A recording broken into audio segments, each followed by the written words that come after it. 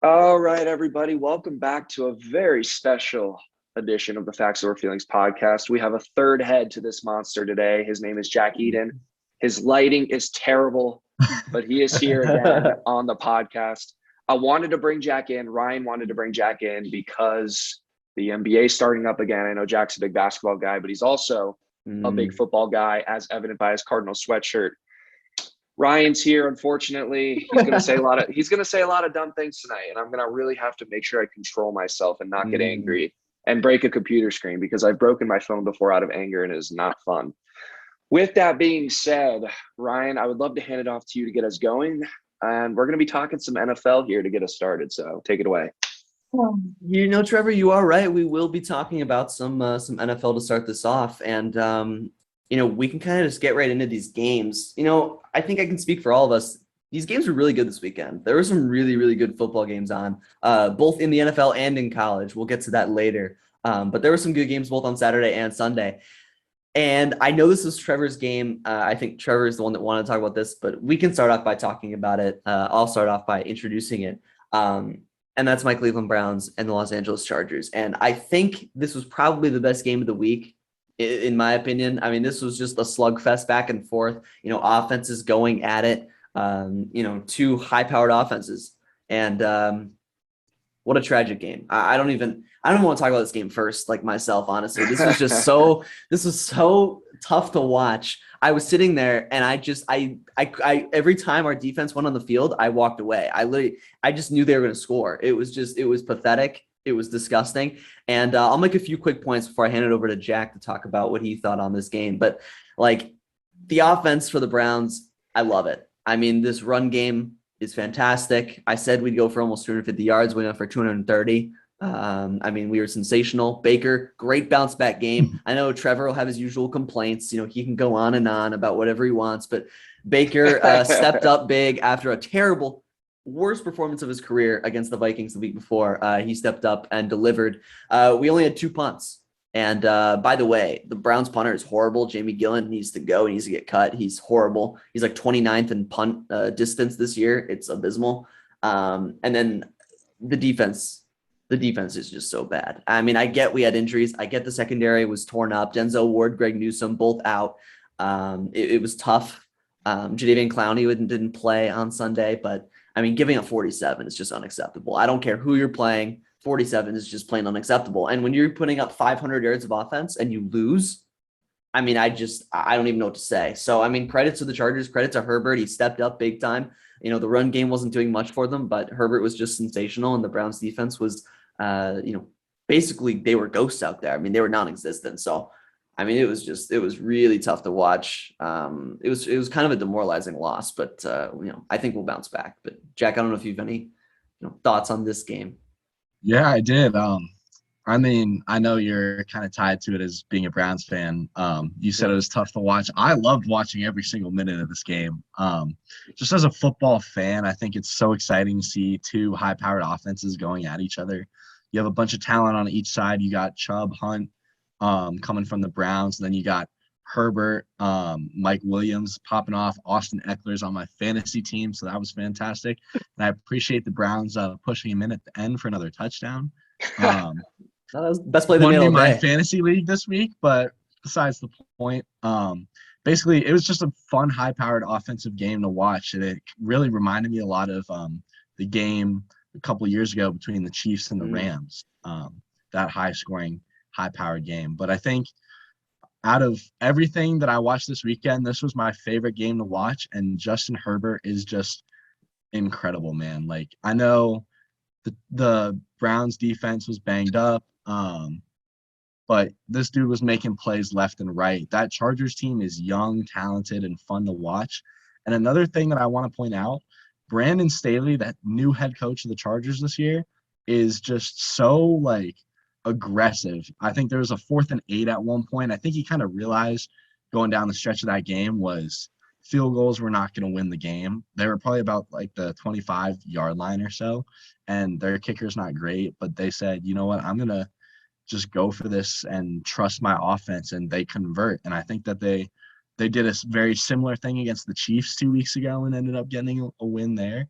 So I just love the way that he calls the game and is aggressive and has faith in his young guys, and to see them execute is just a ton of fun to watch. But the Browns, it was interesting for me to watch considering that the Cardinals play them next week. I'm sure we'll talk about that in a little bit as well. Definitely fear the offense.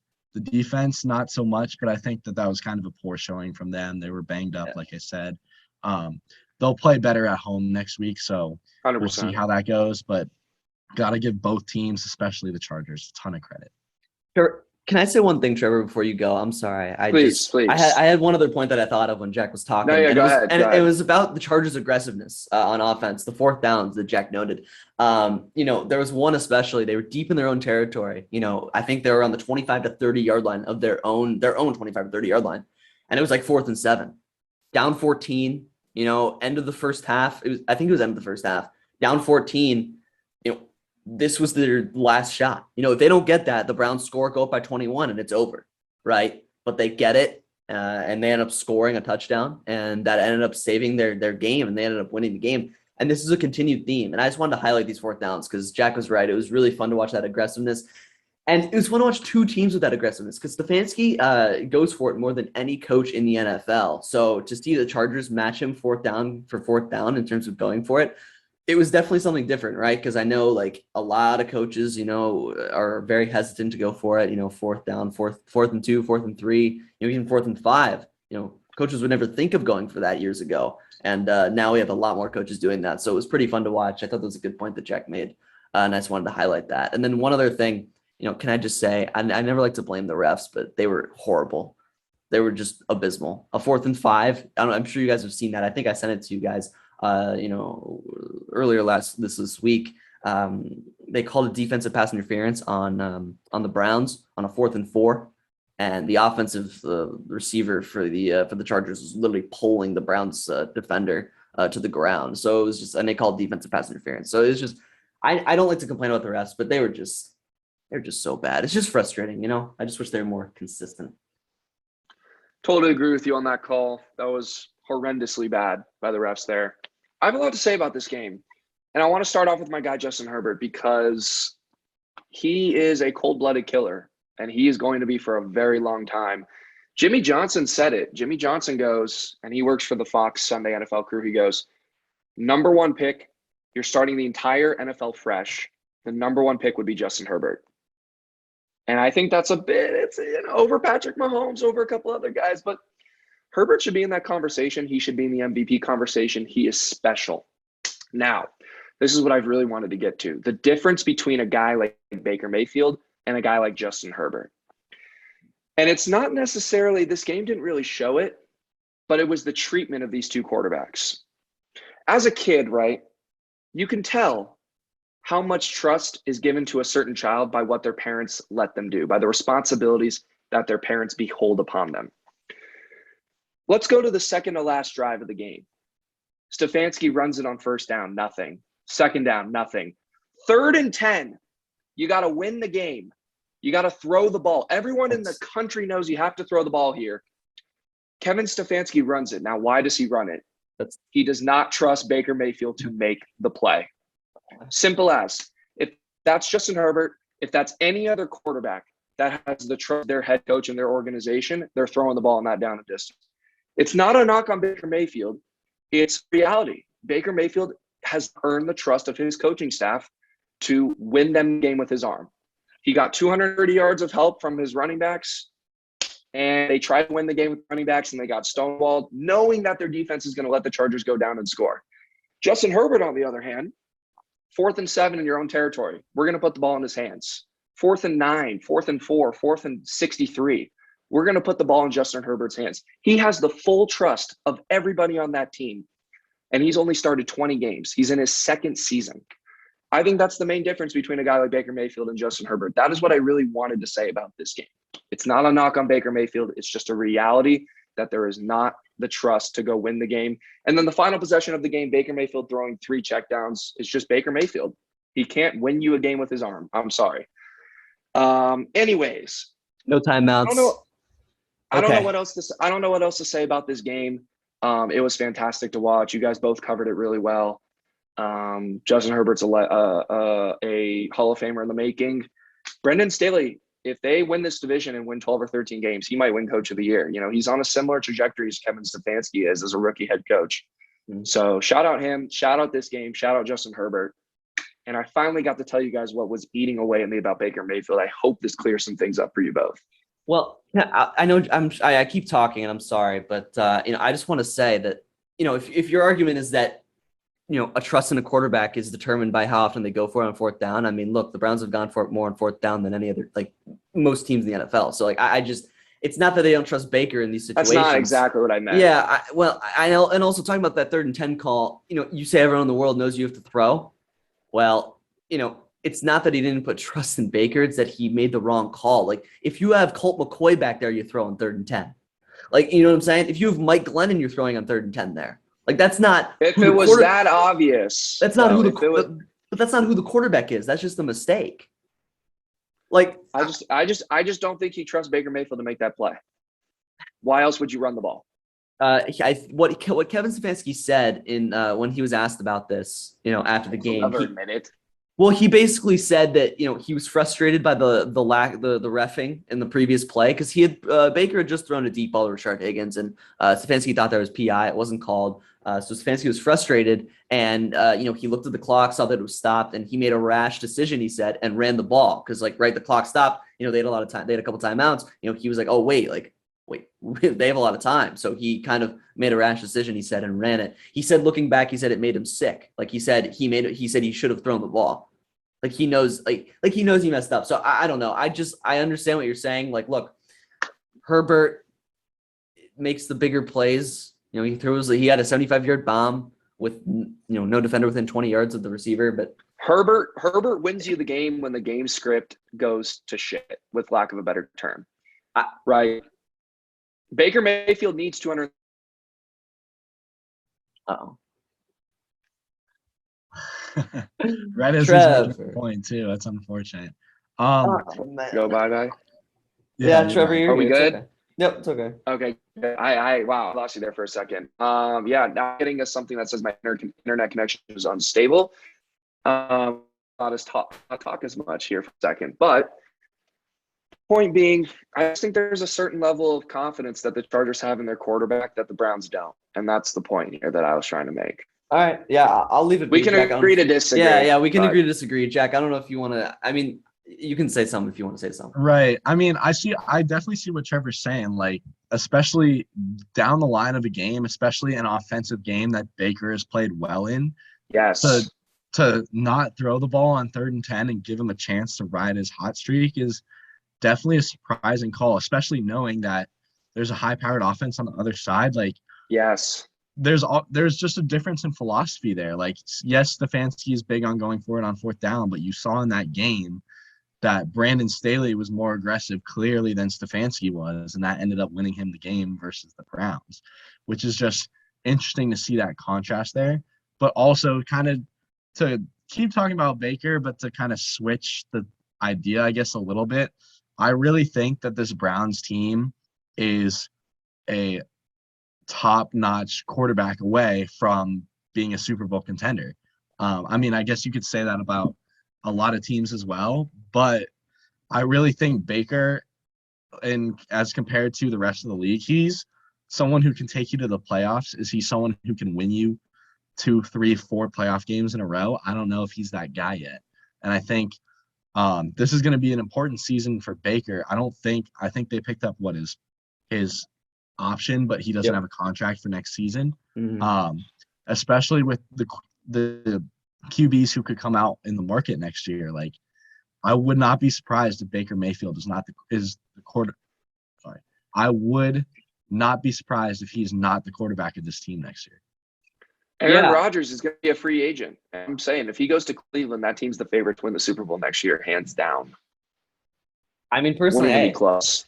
I mean, I wouldn't mind that necessarily. I mean, it is Aaron Rodgers. I'd rather have Russell Wilson, guy's a little younger. But, we'll cross that bridge when we get to it. Baker bet on himself. I think, obviously he's a step below these top-tier quarterbacks. There's no doubt about that.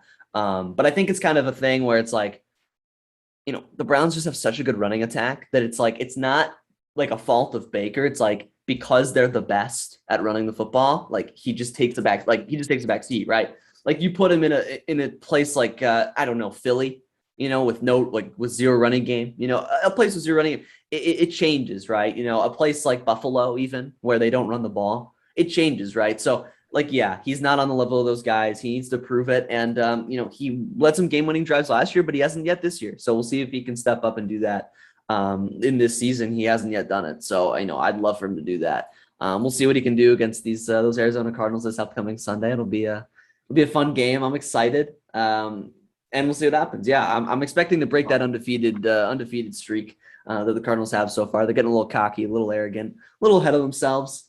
Classic. I was the opposite, but yes. I'm kind of messing around, but it'll be a fun game. Yeah. It'll be interesting.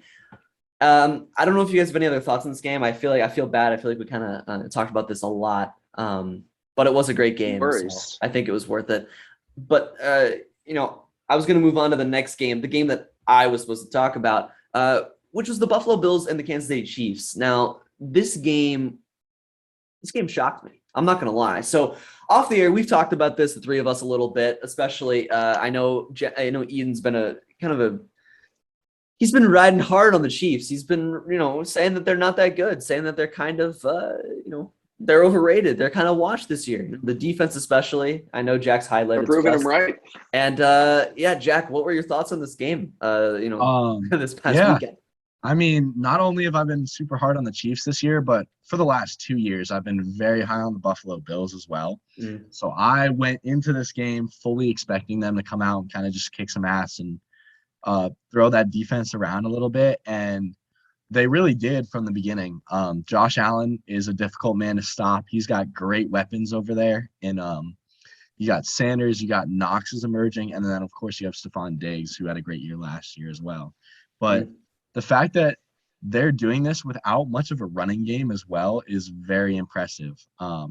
However, their defense holds up well. Sean McDermott's a great defensive head coach, someone who knows how to play that defense. And I think teams have really started to figure out the Kansas City Chiefs in general. You put the two high safeties over the top and limit Tyreek Hill's plays. They're not a team that's going to methodically move down the field and get, 5, 6, 7, 8, 10-yard completions to move down the field. They're not a huge running team where they don't run for a ton of volume. And now that Clyde Edwards-Helaire is out, that's going to hurt them even more.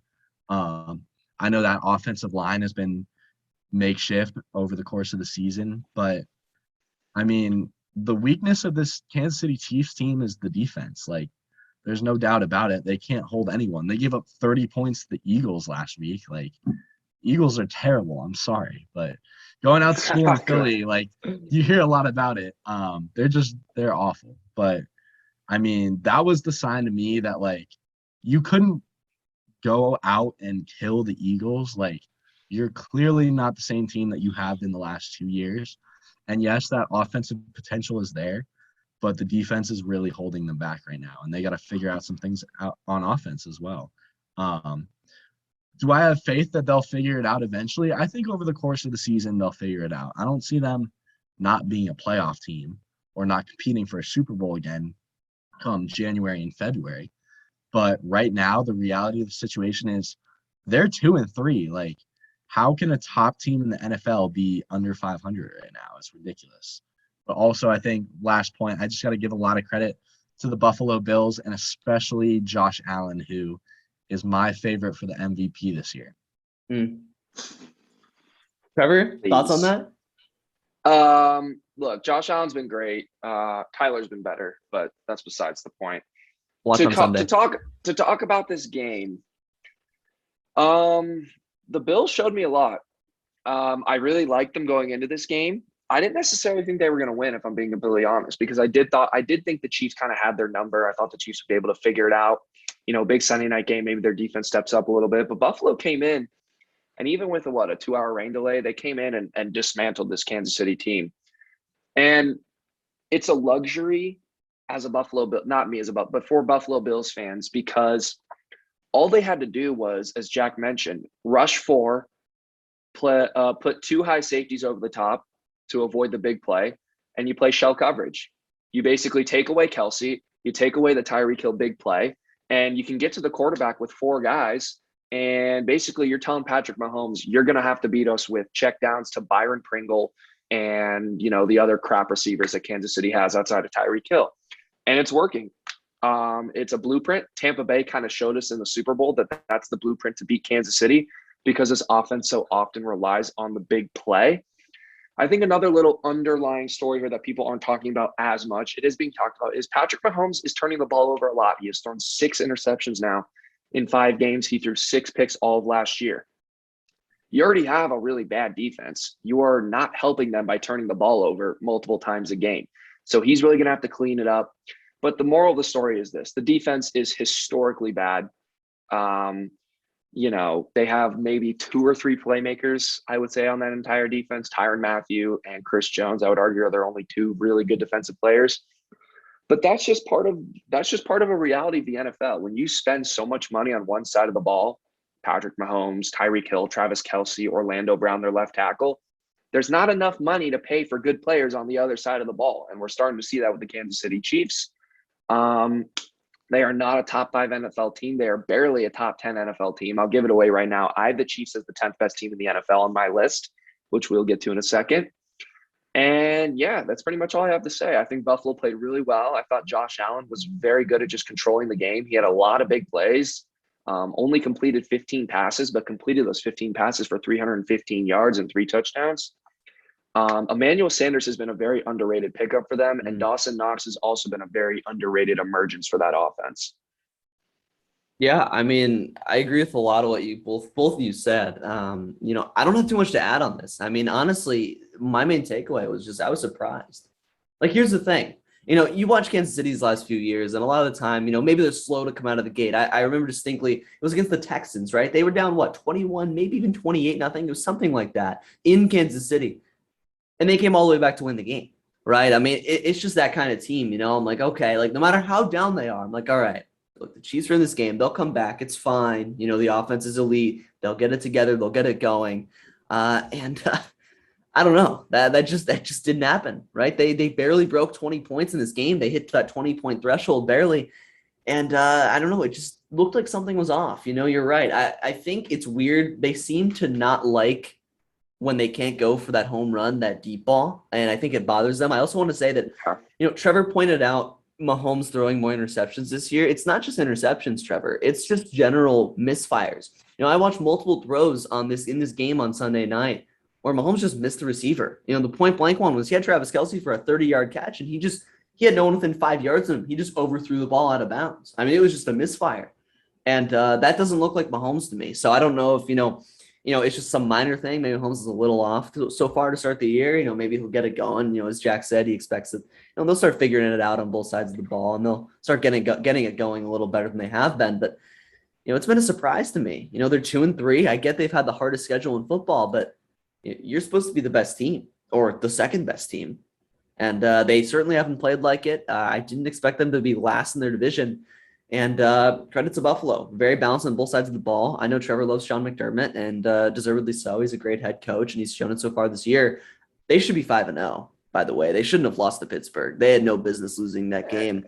Week one is weird. Week one is always weird. It happens every year. Yeah, I'm just saying on paper, like they had no business losing a game like that. So, I feel like they should be 5-0, but, they bounce back well, and they've destroyed teams every week. So credit to them. Spoiler alert, they're the best team in football right now. They're number 1 on my rankings, and they should be number 1 on all of our rankings, honestly. But we'll talk about that in a minute. But this game was interesting. I didn't expect this to happen, and it was a surprise. Totally agree. I think we've covered this game well. I wanted to talk about, actually, Jack wanted to talk about one final game here before we get to our top 10 lists. Mm-hmm. Jack wanted to talk about the worst exhibition of kicking I've ever seen, the Packers-Bengals. By the way, league-wide, kicking was a huge issue this weekend. There were 11 missed extra points across the league. There were countless missed field goals. So that was weird. Kickers, get your crap together. But, Jack, feel free to talk about this game. I don't know what you got to say. I don't know what there is to say outside of the kicking. I mean, it was crazy to watch that kicking. You see someone who, like Mason Crosby, who's been around for forever, and he's got gray hair.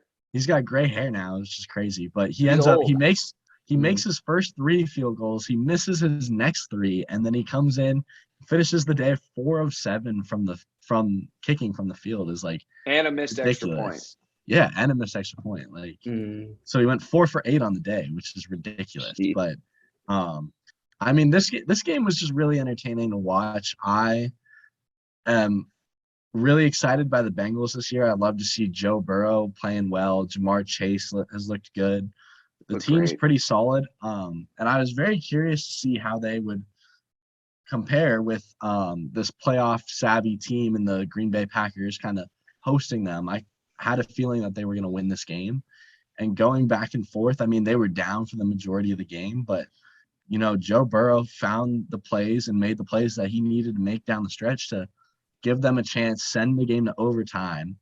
And then on top of that, he set them up to eventually win the game had McPherson been able to make one of the 2 kicks that he missed.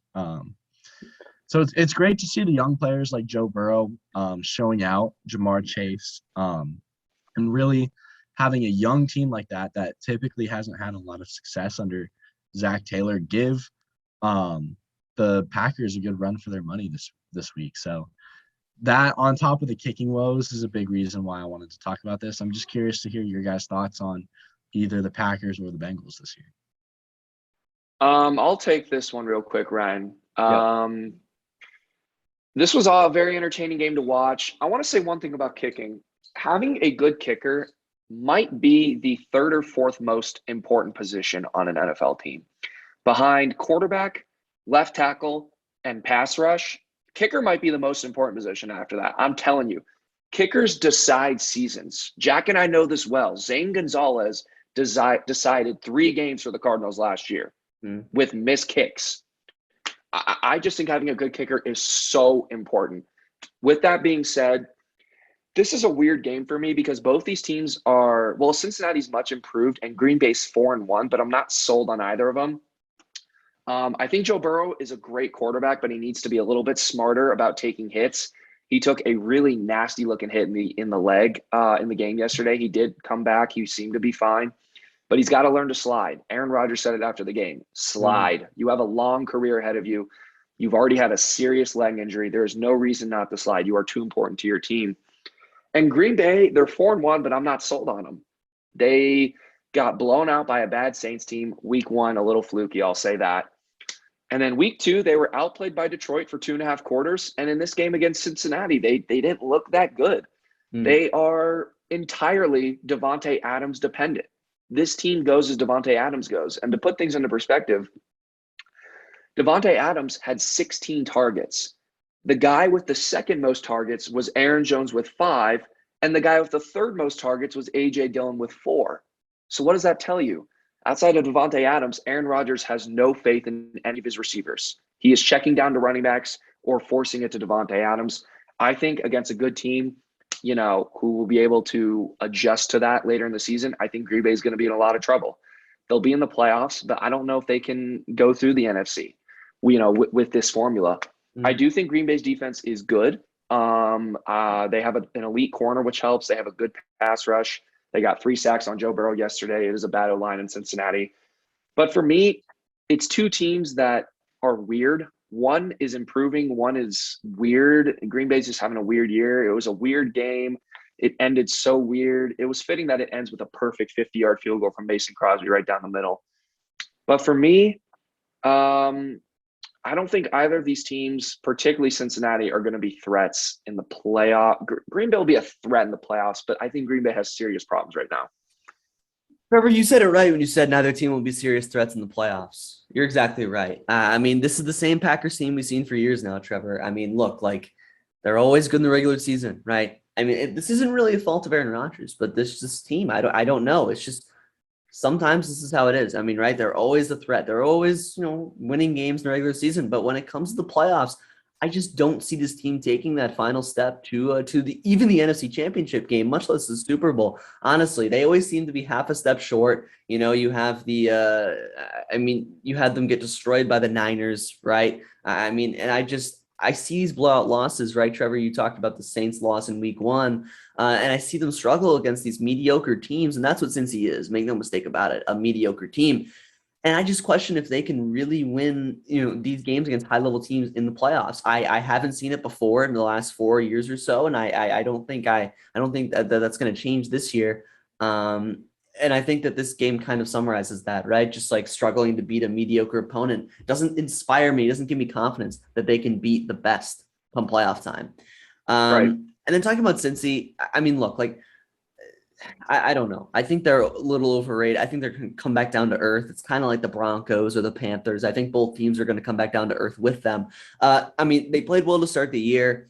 That offense is good. It has potential. They still have no offensive line, so they don't have a very good run game. Burrow's still getting hit a lot. Trevor said it. He needs to learn to slide. He's going to get hurt again if he doesn't do that. And so, I'd like to see him do that more. I do want to also note that Jamar Chase did pop off, but Jair Alexander wasn't in this game. So I want to note that because I think that this would have been a lot easier of a game for the Packers if he was there. I'd say he would probably lock down Jamar Chase. He's one of the best corners in football. So I do want to note that. But I don't know. The Bengals will be okay. They'll be around a 500 team. They're improving, but they need to focus on that O-line before I can call them a team that I think can make the playoffs. Agreed. Jack, any final thoughts? No, sounds good. I agree with everything you guys are saying. There we go. Sounds good. With that being said, we are now going to move on to one of my favorite things that we're doing on this podcast. It might be out of the top 5, it's somewhere in the top 5. Wow. We're going to be going over our top 10 teams real quick and why we have certain teams where. So I guess as honorary guest, I want to see Jack's list first because I've already seen Ryan's. I'm looking at Ryan's right now. Yeah. I'm really curious to see where Jack has some of his teams ranked. So unveil it, Jack, please. Should I start from the bottom or start from the top? What are you guys thinking? I would start at 10. Oh, or do you want to start start at at 10? 1? Yeah. Do whatever you I'll want. start at 10. I like that. Because idea. 1 is obvious. I think we all know who 1's going to be, but I feel like actually, start at 1. Why not? Start at the top. Let's hear it. Start at the top. Okay. You're right. Yeah. My number 1 team in the NFL right now is unfortunately not my undefeated 5-0 Arizona Cardinals. It is the 4-1 Buffalo Bills with the MVP of the league, too. Josh Allen on the MVP team. of the league, Josh Allen. You hear that, Trevor? Whoa. I can't believe I'm hearing this garbage, but go ahead. From there, my second number 2 team in the NFL is the Tampa Bay Buccaneers at 4-1 after their dominant performance this weekend against the Jacoby Brissett Dolphins. Against huge win. I'll give you that. Rival Dolphins. They're not divisional rivals. Third, I have my hometown team, the Arizona Cardinals, 5-0. They looked a little shaky this past week, so I didn't love that. Now they got a couple guys injured. It's going to be a big test this week to see them go on the road to Cleveland and a playoff caliber team. If they can get that done, I might jump them back up on my board. But I don't know. I just feel like at times this team is a little too inconsistent for them to be in the top 2 of my teams. So that's why I have them at 3. The number 4 team I have in the NFL is the LA Rams. I'm still a big believer in them. I still think that they have a ton of talent on both sides of the football. Sean McVay is one of the best coaches in the NFL. It's just hard to pick against that team. So I have the Rams at 4. The number 5 team, this hurts me because my secondary team are the New York Giants. So this one really hurts me, but they played very well recently. The Dallas Cowboys at 4-1. Their only loss this season was opening night, Thursday night, on the road at the Tampa Bay Buccaneers, and they only lost that game by 2. Tom Brady had to come with some late game heroics and lead a drive for a field goal at the end of the game. But they've really impressed me this season, and they've been a team that's been great to see them suck for a while, especially with all the talent that they have on that side, on both sides of the ball, really. But I think they're starting to figure it out this year, and it sucks to see America's team kind of be good because no one likes them. But anyways, the number 6 team I have is the LA Chargers. I'm a big fan of them. Justin Herbert obviously is in the MVP race as well. I have him 3rd right now behind Josh Allen and Kyler. But they're just fun to watch. They're electric. Brandon Staley's a great coach there, and they're figuring things out.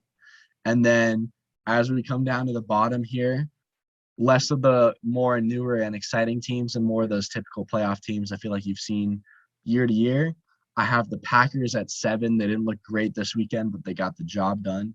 I have the Ravens at 8. That would have been another great game to talk about as well.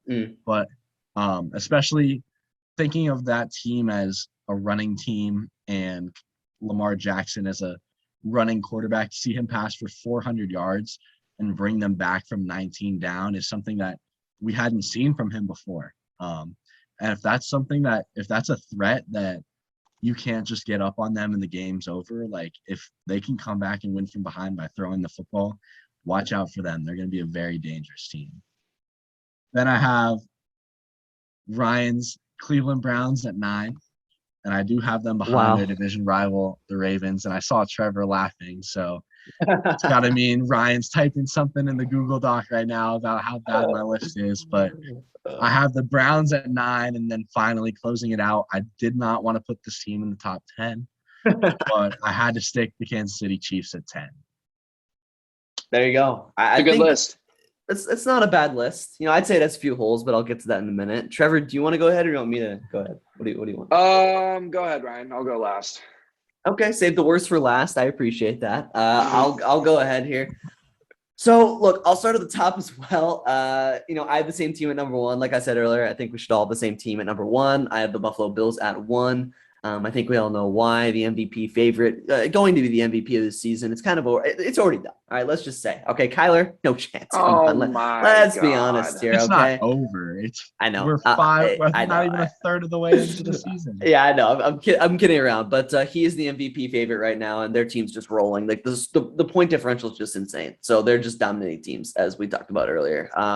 Number 2. I can't bet against Tom Brady. Like, I just can't. That offense is so good.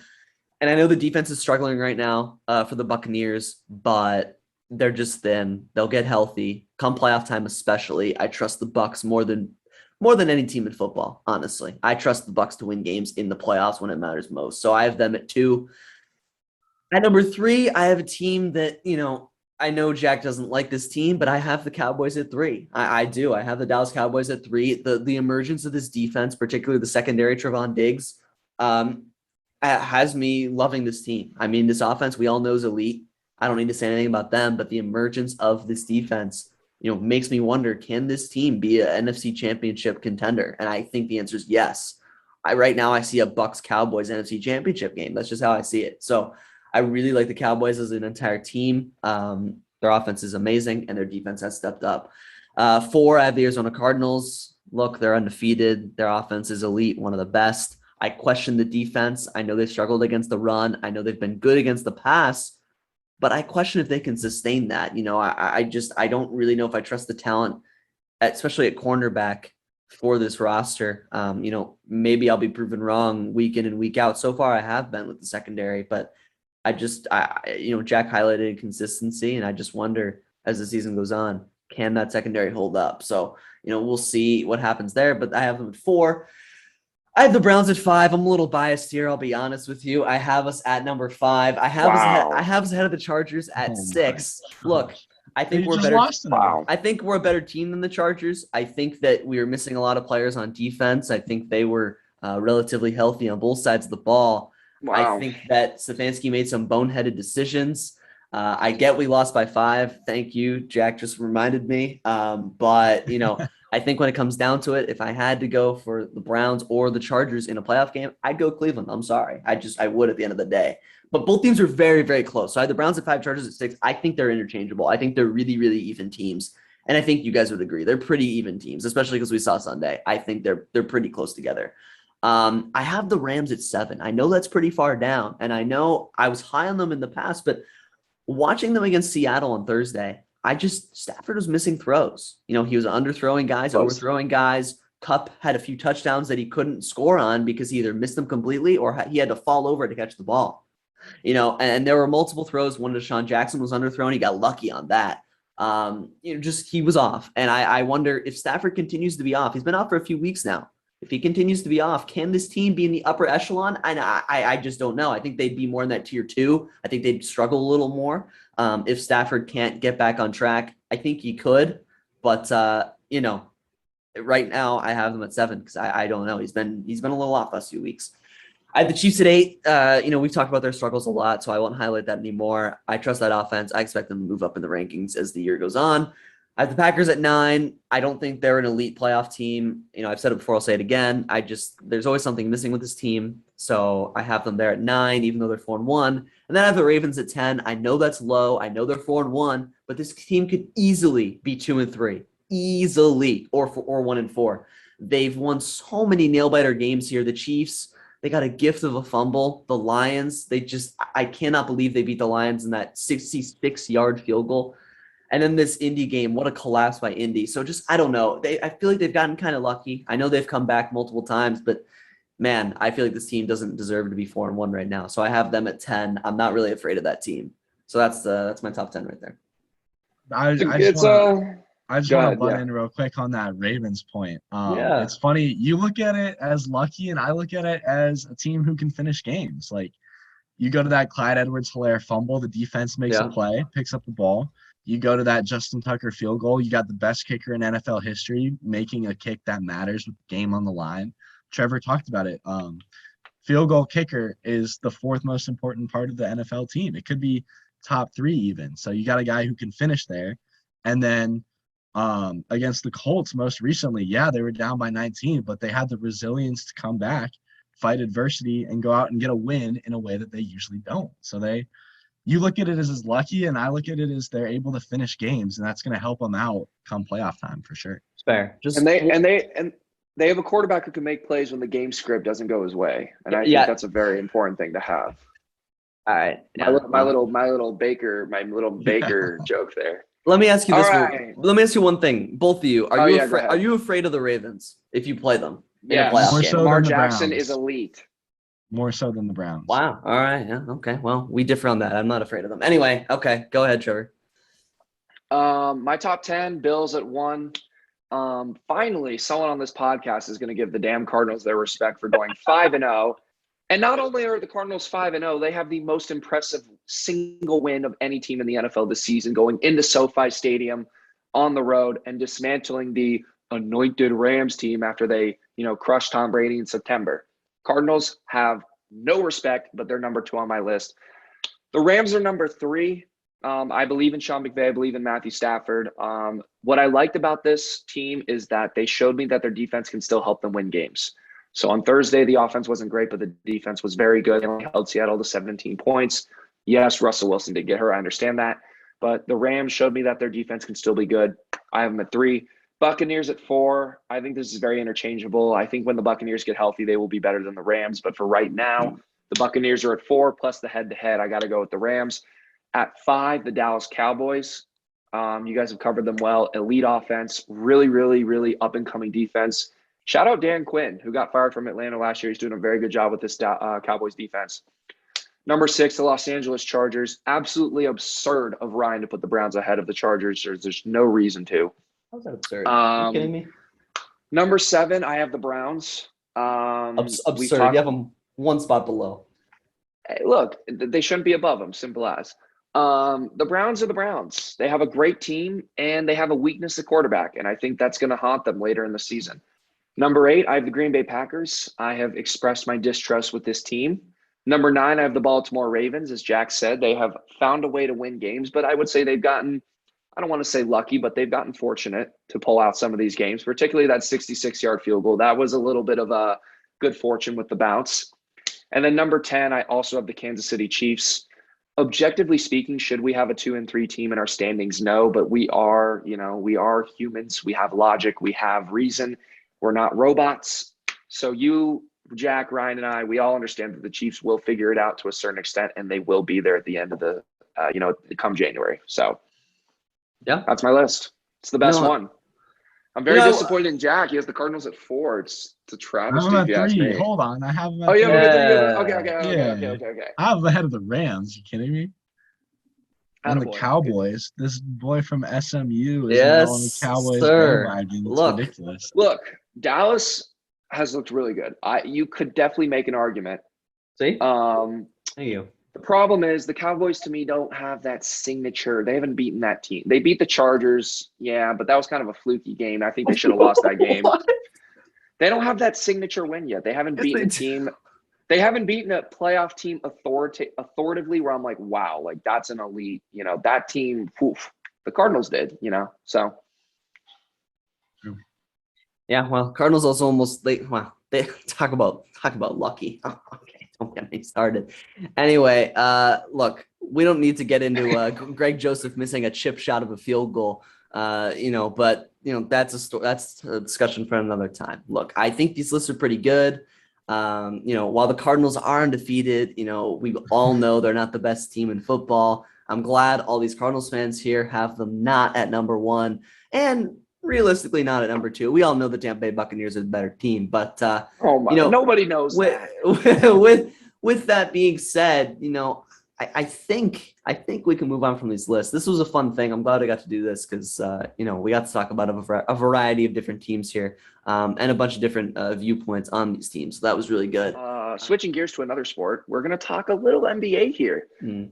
And I know Jack and I are very excited to get to this NBA season. The regular season is actually officially set to start 1 week from tonight. So we are 7 days away from regular season basketball. I'm going to hand it off to Ryan first here because I wanted to see what Ryan had to say about the NBA. We're just going to do a quick preview. Yeah. There are going to be lots of podcasts. We're going to go more into depth about some NBA teams and stuff like that. But Ryan, just give me a preview. Just give me something you're looking forward to seeing here as the NBA season starts up in a week. Trevor, there's two things I'm looking forward to this year, other than my Cleveland Cavaliers, who will make the playoffs. But we're not going to talk about them tonight. Okay, we're not going to be talking about them. Okay. We're going to be talking about two teams in the Jack. I can't stand this laughing. Okay, anyway, there's two teams I want to talk about. First, the Los Angeles Lakers. This team is so unbelievably overrated. Look, I get preseason means nothing. I understand. These players don't care about winning the game. It's a lot about getting these back-end bench guys, even G League guys, some time to see who you want to keep on your roster and keep paying. But man, they're winless. And my goodness gracious, I don't see it translating well this year. I just don't. Trevor and I talked about this in the offseason. Jack, we've talked about it with you before on this podcast and off the air. I just don't think this team works. Like they got a few shooters. I know they got Malik Monk. They got Kendrick Nunn, who's an offensive playmaker. They got a few other guys, but Russell Westbrook does not fit with LeBron James. And I'm going to stand by that throughout this entire season, no matter what happens. He can't shoot. He can score around the rim, and he needs the ball in his hands to do what he does best. And I don't think that's going to go well with LeBron. I think that LeBron needs to have the ball in his hands in order to be effective, at least having an effective team around him. And I just don't trust that they're going to work this out. I think AD is made of glass, unfortunately for him. And their entire championship hopes rely on Anthony Davis being healthy. And that's a very, very dangerous and improbable thing to have happen. So I think this team's going to underachieve this year. I wouldn't be surprised if not only they weren't a top 4 seed, but if they lost again in the first round this year in the playoffs. Jack?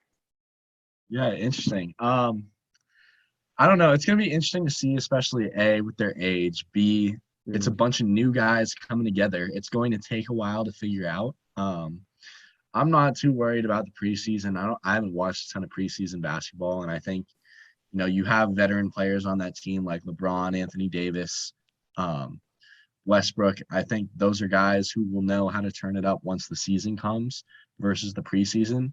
But going back to your point on the Russell Westbrook ad, I was very surprised that Pelinka made the move for Westbrook versus Buddy Hield this offseason. Yes. I think Buddy Hield would have been a much better fit with LeBron. You could keep LeBron at the 100%. point, you add more shooting. You add a guy who can still get his own shot, but more of a spot-up shooter than Russell Westbrook is. I am excited to see Westbrook and LeBron clash this season over the ball and trying to share that. It's going to be fun to watch as a Suns fan. But also I think, chemistry issues are going to be a problem.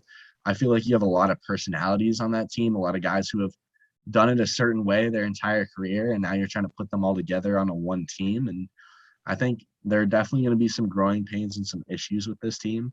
I see them being a playoff team. How far can they go? I definitely don't see them coming out of the West this year. Can they make the Western Conference Finals? I'm not so sure about that. I think a lot of their playoff run depends on their health and their draw. But honestly, I'm not high on the Lakers this year. I do think they have the pieces to put it together, but everything's got to go right. Chemistry, coaching, and play have all got to go together, and I'm just not confident that that part will go together. Yeah, I agree with you guys.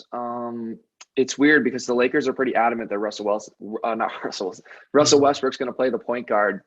So that is going to be very interesting to see how LeBron will do in an off-ball role. I wanted to talk about a couple teams. I know Ryan wants to talk about the Warriors, so I'll let Ryan go on the Warriors. I want to talk about the Brooklyn Nets. The Brooklyn Nets should trade Kyrie Irving right now. Get on the phone, trade him, because he's just a liability.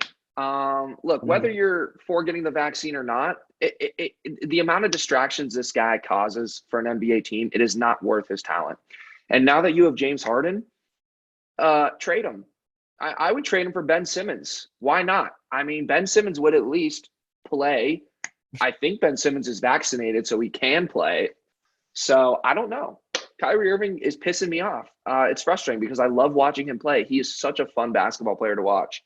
His individual skill is unreal, but he's a knucklehead sometimes, and he's paying the price for it. So good on the Nets for not letting him do this, road game bullshit where he can play in some places, but he can't play at home. So I'm done with Kyrie Irving. Trade him. Kevin Durant doesn't need him. James Harden doesn't need him. The Nets will win without him. And the Nets have a deep team. They got Aldridge back. They got Blake Griffin. They got our guy, Javon Carter-Jack. They got a couple others. They got Patty Mills as well. Cam Thomas. Cam Thomas, he's going to be a nice rookie for them this year. Yep. So, yeah, screw Kyrie Irving. I'm glad he's not playing. Whatever. That guy can go kick rocks. He's just such a problem for teams. Anyways, Ryan, I know you wanted to talk about the Golden State Warriors. So we'll finish this NBA discussion with them. Okay. First, I just want to say on the Nets thing that you mentioned, I think the best option is to trade for Ben Simmons. Now, I will say I fully expect that to be a problem just because I'd be pretty surprised if Kyrie honestly, I'd be surprised if he ever played again. I think he's going to end up retiring. I don't think he wants to play. I don't think he wants to play with someone other than Kevin Durant. I really don't. I don't think he cares about basketball. I just don't think he cares that much. He's great at it. I just don't think he really he just doesn't seem to really, I don't think he cares. So I wouldn't be surprised if he retired. If they tried to trade him, I think he'll just quietly let them know, like, hey, I don't want to play for Philly. I don't know. Maybe that'll change, but I wouldn't be surprised if that was the case. But talking about the Warriors, look, I'm just getting tired. I'm getting tired. I really am. I'm getting tired of the continued. Dude, it's late. Believe me, it's late over here. The continued disrespect of the Golden State Warriors, and it's really being led by these Phoenix Suns fans, particularly the guy sitting next to me on this podcast, Trevor Kaufman. Talking about how the Suns are better than the Warriors with Klay Thompson healthy. What's disrespectful about that statement? I mean, it just doesn't make sense. I mean, Trevor, if I can recall correctly, back in 2016, were the Golden State Warriors not the best team in basketball? Or did they have the most wins in NBA history, Trevor? Can you just answer that question for me? Did they have the most wins? In the finals. It doesn't matter. They had the most wins in NBA history. They won multiple titles in that span. Point being, with Kevin Durant. They won without Kevin Durant as well. Point being, when Kyrie and Caleb were hurt. They have much more talent now than they did in 2016. That bench is deeper. They just drafted two guys in the lottery who can both impact the game right away. Moody on the offensive end, Kuminga on both ends, but also the defensive end, something that is worth noting. They have a deep team. I think Draymond's actually better than he used to be. I mean, the guy is smarter than he's ever been, a better defender than he's ever been, and a better playmaker in terms of passing ability than he's ever been. And I think if Klay shows up at least 90% of his old self, I think this team has to be I just don't see how they're not the favorites in the West with Klay Thompson on that team. Once he comes back, how they're not the betting favorites as long as they're a top 4 seed. I just don't get it. So, maybe I'm being maybe I'm over-exaggerating a little bit. Maybe I'm misremembering how good this Warriors team was, but they're the best. And people are forgetting that. Oh, my Lord. The Splash Brothers. And Trevor's going to harp on this. When you're missing a Hall of Famer, it tends to impact your team a little, just a titch, just a little bit. So, not only is he a Hall of Famer, but it allows Steph Curry to have a lot more room to operate. The guy was getting double teamed every single possession of the floor, particularly at the end of the season and in those play-in games. The guy it was tough. And with Clay there, they cannot do that. They cannot do that, at least not as easily. So it's not just that Clay's back, it's that Steph gets more room to work and shoot. I think that I think that this team goes from missing the playoffs barely to being a top 3 seed and the favorites to win the West, in my personal opinion. I just think this team, people forget after all these years, and I don't want to forget because they were the best, and I think that they can be again. I want to jump in. I want to jump in here. Yeah, go ahead. Just to answer your reasoning why they're not the betting favorite in the West is because there's a team that exists out there. And they're led by Jay Crowder.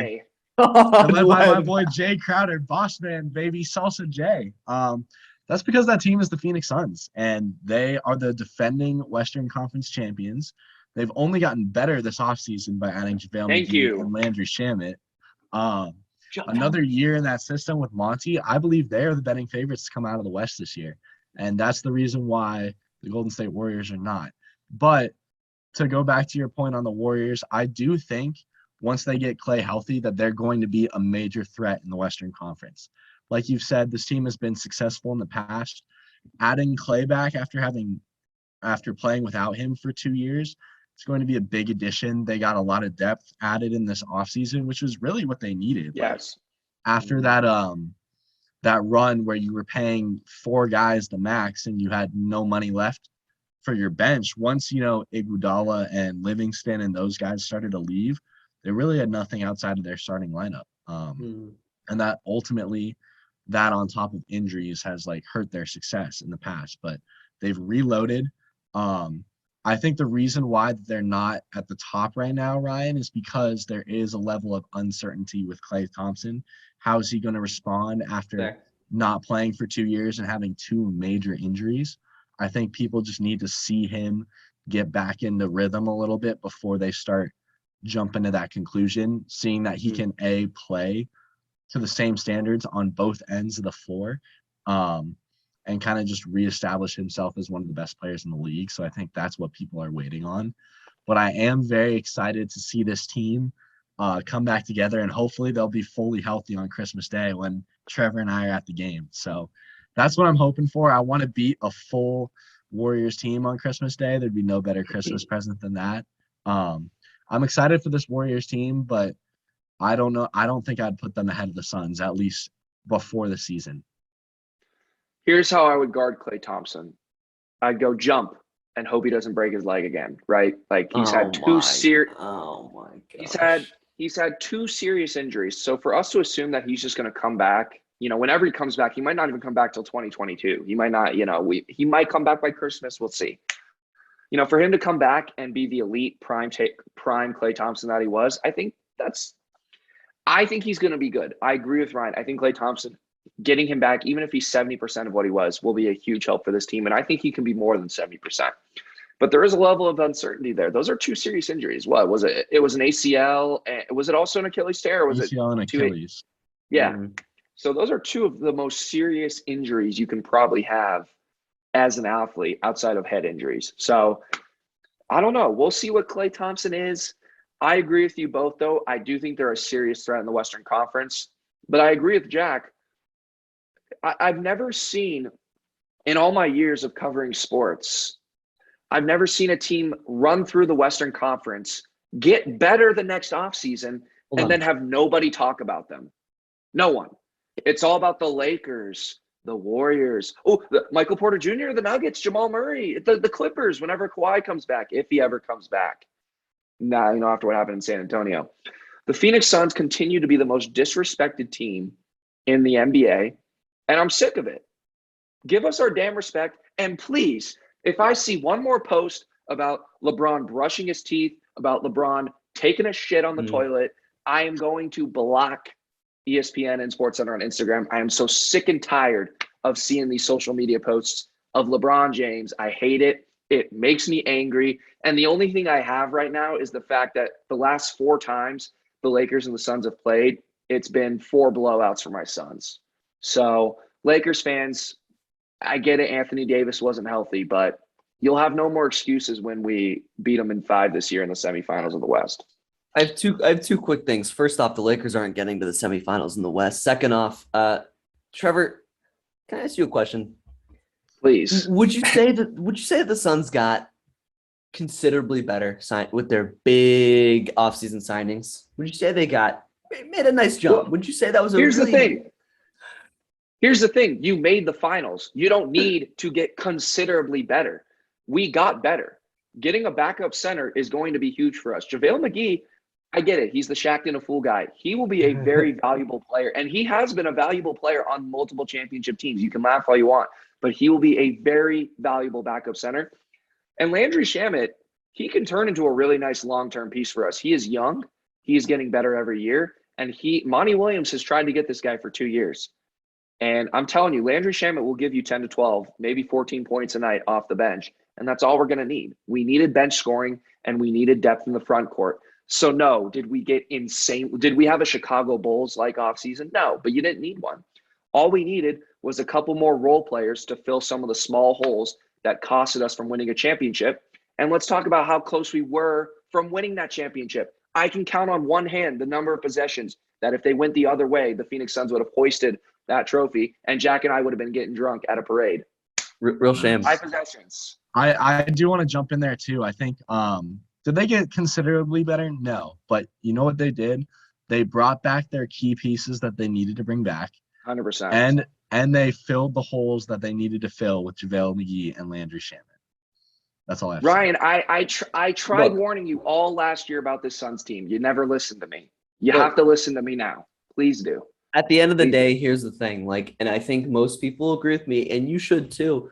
Last year was the Phoenix Suns' best shot. I'm just telling you the way it is. Here's the reality of the NBA. It's extremely, extremely challenging to make the NBA Finals. It's even more challenging to make back-to-back NBA Finals. It's nearly impossible. The only teams that can do it are LeBron-led teams or the Golden State Warriors dynasty. It doesn't happen.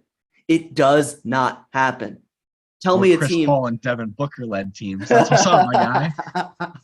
Listen. To Ryan's point, I agree.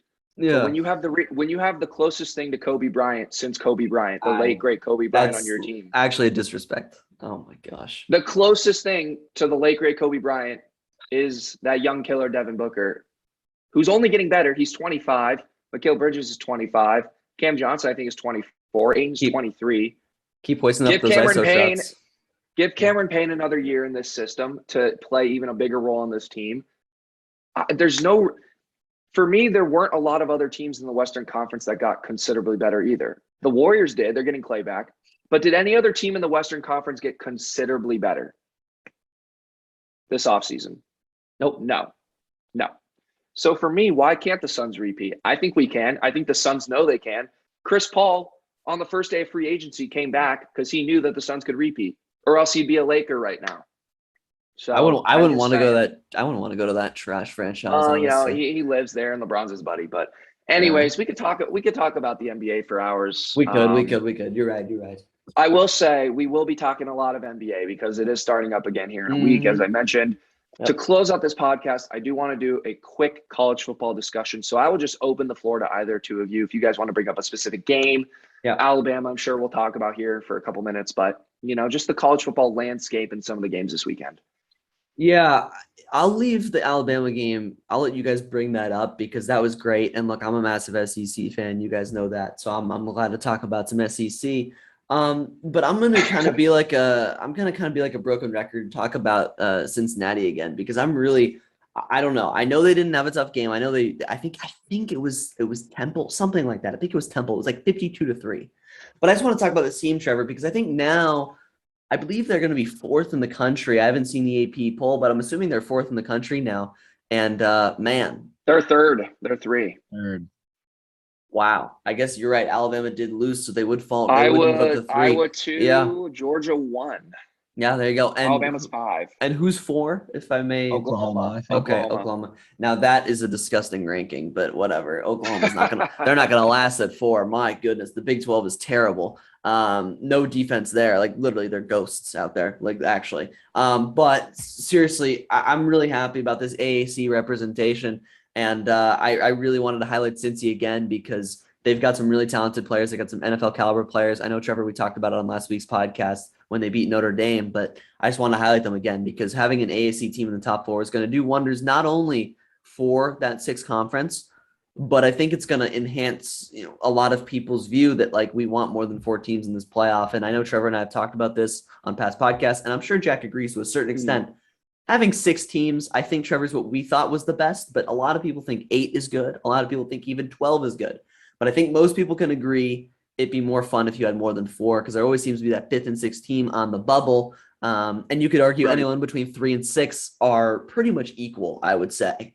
So I think that it's great about Cincy. I think in general, it's going to give more discussion and more, it's just going to be talked about more, expanding that playoff. So I think that's really good. And as an SMU fan, as an SMU student, I'm happy that Cincy's up there. And I hope we can beat Cincy because if we beat Cincy, I think we're about 18th right now in the country. If we beat Cincy, hey, all bets are off. You never know. Maybe top 10s in SMU's future. So that'd be awesome. But I just wanted to highlight them because I really like what they've done this year and, brought some respect to the AAC.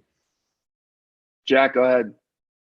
Definitely. I mean, I think it's going to be interesting to see once the actual college football playoff rankings come out, see Those where are the they put rankings that matter. Cincinnati. Fair. But it's great to see, they had a ton of success last year. I really do believe that they're better than a team like Oklahoma right now. So I think the 3rd place ranking is the perfect spot to put them at right now, and it's exciting to see them. On top of that, I just think that there were a ton of amazing games this weekend, and usually luckily I was home this weekend, so I had nothing else to do. So I got to sit in front of the TV all day and watch all of them versus being at school where I'm always running around and I don't have the time to do it. But some of the games that I watched this weekend that I just wanted to point out, Oklahoma, Texas, the Red River Showdown. Crazy. That was an incredible game. Incredible. Just to go back and forth in that, I was rooting for Texas, but it was great to see Caleb Williams come out, replace Spencer Rattler, who Ryan knows Trevor and I are not the biggest fan of. But he came out and absolutely balled, and I think it would be crazy of Lincoln Riley not to start him next week. I think if he continues to play like that, I know it was kind of like the Tua Jalen Hurts surprise for Georgia in the SEC, or not. That was the national championship game. Texas had spent the whole week preparing for Spencer Rattler, and then Caleb Williams comes out and kills you. That may play a little bit of a factor into it, but I think this guy should be the starting quarterback for Oklahoma going forward. And even before this game, Spencer struggled, and people in Norman were calling for his name, and he comes out and performs. It's going to be difficult for Lincoln Riley to bench him. But going on, a couple other games, Arkansas Ole Miss was a fantastic shootout. Arkansas has been great to watch this year. Lane Kiffin bringing Ole Miss around. Are they undefeated or did they have a loss? They lost to Alabama. They lost to Alabama. Yeah. So they lost to Alabama. Not a bad loss to have, but that game was fantastic. Another game that was great. We had Penn State, Iowa. As a Villanova student, we played Penn State a couple weeks ago. We covered, so that was big. Outside of that, the game wasn't very close, but I mean, this is a game Jack, that I think, Jack, real quick. Good teams win, great teams cover. There That's all you I gotta go. say about that. That's how I went home. We did cover, so that was big. But honestly, watching this game, Penn State's the better team in my opinion, and they just lost their starting quarterback, and then from there weren't able to do anything. In Iowa, at home, had to come back against the second-string quarterback to get that job done. So, Iowa's a great team. Give them credit. I do think if Clifford finishes that game, Penn State's number 2 in the country right now. But that's just kind of the way that the game breaks sometimes. That was a great game. And then the last one, well, actually, a couple more. Notre Dame, Virginia Tech was also a great game. Notre Dame ended up pulling that one out in the end. We were talking about them earlier with Cincinnati. Yep. And then the last game, obviously, it's great to see Alabama take a loss. If there's a single team in sports that I hate the most, it's got to be Alabama football. Not because I have any ties to anyone else, but just the fact that they're always there and always winning. I probably have to put them above the Lakers and the Dodgers, to be honest, of teams that I hate. I can't put them above those two. it's just great. It's just great to see them lose.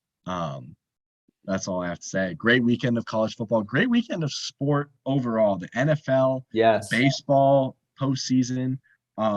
Also got to shout out my boy Tyson Fury with the big win this I weekend. knew you were gonna say that. Deontay Wilder, my boy It's a big win. from Great Britain, from Manchester, England. Yes, sir. Love to see that. That was probably the best fight I've ever seen. Just the back and forth with that. I know you guys didn't catch it, but it was an unbelievable fight. Well, Jack, I'm glad you threw that in because you're right. We didn't even get to talk about everything that happened. I want to say one thing, college football, real quick. Yeah, go ahead. One team that you guys have not mentioned and that everybody should look out for is the Michigan State Spartans. They're 6-0. They're flying under the radar. They got their 3 biggest games of the season in the second half of their schedule. Wow. They are currently ranked 10th in the country. They started the season unranked. Look out for Michigan State. I think they're a dark horse to where they could make the college football playoff if the chips fall right for them. Wow. But other than that, you guys covered college football really well. Shout out U of A. We're 0-5, lost again. What's Longest happening there? Go Devils. You guys know what's happened. It's the worst Power 5 program in college football. We have the longest losing streak in college football. I'm waiting for softball season and women's basketball. We're good at those 2 sports. I'm really hoping the committee doesn't, be dumb and not put Cincinnati in the top 4. Cincinnati deserves it. They played a good non-conference schedule. They're going to probably go undefeated, and Cincinnati just deserves to be in there. And let's extend the college football playoff. I think we can all agree on that. And Alabama lost. I think it's always a good day when Alabama loses. It doesn't happen very often. But yeah, Alabama lost. And also Spencer Rattler. I don't like to see people fail, but I'm not a fan of his. Here's the difference between Spencer Rattler and a guy like Baker Mayfield. Ready? My final thing about Baker Mayfield on this podcast. I can't. Heisman Trophy. Rattler, that's the difference. Well, Spencer Rattler is a little thin-skinned and he's cocky. Baker Mayfield's cocky and maybe a little thin-skinned, you could say. But Baker Mayfield's a leader. If Baker Mayfield gets benched, he is out there supporting his teammates. And I saw that video of Spencer Rattler walking off the field after you win a huge rivalry game. That is a pathetic display of sportsmanship and teammateship on his part. So shout out Caleb Williams. I think he might have won the starting job with that performance against Texas as well. For sure. No, he better have. I know Jack said he better have won the starting job. I don't see how you can go back to Rattler after that game. I just don't see it. I mean, to struggle against Texas. What? Yeah, for real. I actually don't even think his name's Caleb Williams. I think I named the Texas quarterback on accident. No, or is that the Oklahoma? That is the Oklahoma score. Oh, okay. No, you got. I thought you got it right. I was saying his name the whole time. Yeah. Who's the Texas? Oh, his name's Casey Thompson or something like that, right? Yeah. Okay, I don't know. All right, good. I was just making sure there. I don't even know. I just know that Texas always chokes, and it's fun to watch because year after year, they're always. It's like USC, always highly ranked, start the year, mid to high rank, and they always just seem to lose games that they should win or that are always highly touted. It's a battle of the greats. And they always seem to be on the losing end. So it's kind of funny that they they just continue to struggle. But yeah. Wow. I came with no shout outs for this podcast, so I actually have nothing else to say, unfortunately. Wow. That is the surprise. Normally Trevor's kind of the king of shout outs on this podcast, right. But hey, we had quite the podcast. A lot of stuff was covered in this, a lot of NFL, a lot of NBA preview, and we got some college football in there. So, we covered a lot of stuff. And I think it was a really good podcast. I really liked our top 10 list. So it was good stuff. And if we have nothing else to add, just thanks again, Jack, for being on here. It was great having you back. I know it's always good having Jack on. Me back. I'm excited for the next time. And one more time, Tyson Fury, baby. Big win. There we go. Nice win by Tyson Fury. Jack, how many they fought 3 times right before we go, and how many times did Fury win? Correct me if I'm wrong. 3-0. Did he win every time? Fury really won 3 times, but they tied the first time, but he really won 3 times. Okay. All right. So it's like 3-0. Yeah. Okay. Yeah. I need Joshua to win his next fight and reclaim his title, and I want to see Joshua Fury. That's gonna be a great fight. Well, there you have it. That would be a great fight. And with that, we'll wrap this podcast up. But we will be back next week with some more just NBA preview because as Trevor said, the NBA is just over a week away, and more NFL and college football recap. So until that time, hope you guys enjoy, and we'll see you then. Go Cards, go Suns.